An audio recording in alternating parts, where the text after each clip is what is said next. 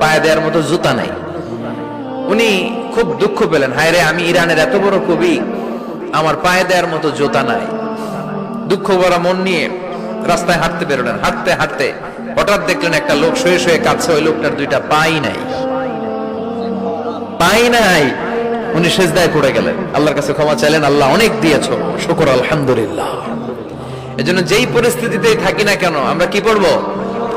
জোরে বলেন, কি পড়বো? এজন্য আল কানাতু মিনাল ইসলাম, অল্পে তুষ্ট থাকার নাম হলো ইসলাম। সম্পদ লাগবে কিন্তু সম্পদের পাহাড় লাগবে না, ঠিক কি না?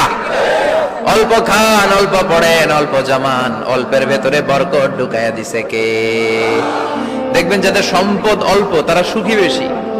জরিপে এটা দেখা গিয়েছে, অনেক সার্ভেতে এটা এসেছে, যারা সম্পদশালী এরা দুঃখী বেশি, এদের দুঃখ বেশি, টেনশন বেশি।